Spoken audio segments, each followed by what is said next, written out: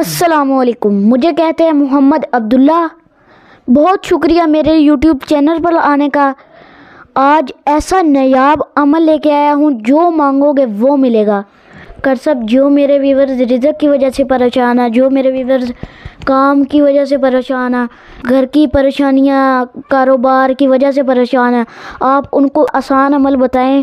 السلام علیکم ناظرین و سامعین، آج آپ کے لیے استغفار کا ایسا وظیفہ لے کے آئے ہیں کہ آپ کی ہر مراد پوری ہوگی، جو مانگو گے وہ آپ کو ملے گا۔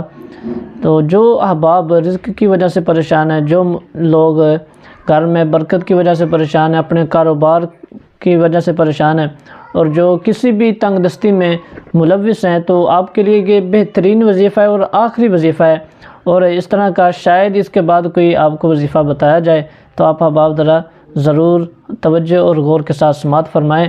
کرنا یہ ہے کہ جس طرح ہم استغفار کرتے ہیں، تو استغفار میں ہم احباب کچھ غلطیاں کر جاتے ہیں، تو وہ غلطیاں اگر ہم درست کر لیں، اللہ کریم ہماری ہر مراد پوری فرمائے گا۔ تو استغفار میں جو غلطیاں ہیں دو، وہ آپ کے سامنے میں شیئر کرنا چاہتا ہوں۔ پہلی غلطی یہ ہے کہ ہم استغفار بھی کرتے ہیں تو بنیادی اور چھوٹے گناہ ایسے ہیں کہ جن کو ہم چھوڑ بھی سکتے ہیں، جن پر ہم اپنا کنٹرول بھی کر سکتے ہیں، چھوڑ بھی سکتے ہیں، تو ان کو ہم روکتے نہیں ہیں، تو جس کی وجہ سے ہم استغفار کرتے ہیں لیکن ہمیں استغفار کا فائدہ حاصل نہیں ہوتا، برکت حاصل نہیں ہوتی۔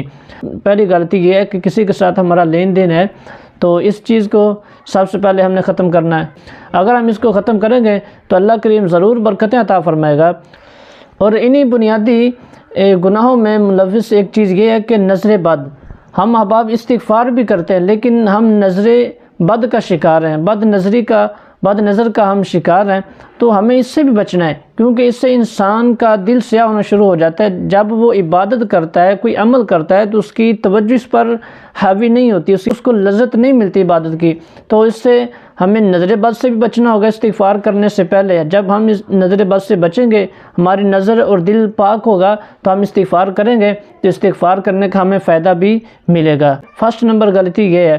اور دوسری غلطی یہ ہے کہ جب ہم نے استغفار کرنا ہے، عمل کرنا ہے، کوئی بھی عبادت کرنی ہے، تو ہماری توجہ، ہماری سوچ مکمل اللہ رب العزت کی ذات کی طرف متوجہ ہونی چاہیے، کہ جب ہم عبادت کریں تو اس طرح سوچ کر نیکی کا کام کرنا چاہیے کہ میں اللہ کو دیکھ رہا ہوں، نہیں تو پھر یہ سوچنا کہ اللہ رب العزت مجھے دیکھ رہا ہے۔ اگر ہماری سوچ اور نظریہ ایسا ہو جائے گا عبادت کے دوران، تو پھر اللہ کریم ضرور کرم فرمائے گا، عبادت کا ضرور مکمل فائدہ حاصل ہوگا۔ تو اس لیے جب ہم نے استغفار کرنا ہے، زیادہ تسبیحات نہیں پڑھنی، اتنی زیادہ نہیں کہ 5-6 پڑھتے جائیں۔ بعض اوقات ایسا ہوتا ہے کہ اتنی تسبیحیں پڑھتے جاتے ہیں لیکن ہماری سوچ کہیں اور ہوتی ہے، ہماری توجہ کہیں اور ہوتی ہے، تسبیحیں پڑھی جا رہے ہوتے ہیں، لیکن اس طرح فائدہ نہیں ملے گا۔ اگر چاہے تسبیح ایک ہی پڑھی جائے لیکن پر خلوص اور پر توجہ کے ساتھ پڑھی جائے، تو اللہ کریم کرم فرمائے گا۔ جب ہم نے استغفار کرنا ہے تو اپنے گناہوں پہ ندامت ہو کر، تو اللہ رب العزت کی طرف خوب توجہ کے ساتھ ہم نے استغفار کرنا ہے۔ تو یہ ہیں بنیادی 2 غلطیاں۔ اگر ہم ان 2 غلطیوں کو ختم کر دیں گے تو استغفار کا ہمیں مکمل فائدہ بھی ملے گا۔ تو ناظرین، استغفار پڑھنے سے آپ کی ہر حاجت پوری ہوگی، آپ کی ہر تمنا پوری ہوگی۔ جس کو دولت چاہیے اس کو دولت ملے گی، جس کے پاس اولاد نہیں اللہ اس کو اولاد عطا فرمائے گا، اور جو محبت کی وجہ سے پریشان ہے، میاں بیوی کا کوئی آپس کا مسئلہ ہے، تو وہ استغفار پڑھنے سے اللہ کریم ان کے اختلاف کو محبت میں بدل دے گا۔ اور اگر آپ کا کسی جائیداد، کسی زمین کا مسئلہ ہے، تو وہ بھی آپ کا حل ہو جائے گا اور آپ کی ہر مراد پوری ہو جائے گی۔ تو کلمات آپ نے یہ پڑھنے ہیں کہ استغفر اللہ ربی من کل ذنب و اتوب الیہ۔ ایک دفعہ پھر سماعت کر لیں، استغفر اللہ ربی من کل ذنب و اتوب الیہ۔ یہ کلمات آپ نے پڑھنے، اور اس کی تسبیح اور اس کو پڑھنے کا وقت کیا ہے اور کتنی دفعہ پڑھنی، تو آپ نے ہر روز نماز عشاء کے فوراً بعد ایک تسبیح آپ نے پڑھنی، اس کی ایک تسبیح پڑھنی، پر خلوص اور توجہ کے ساتھ، لگن کے ساتھ آپ نے پڑھنی ہے۔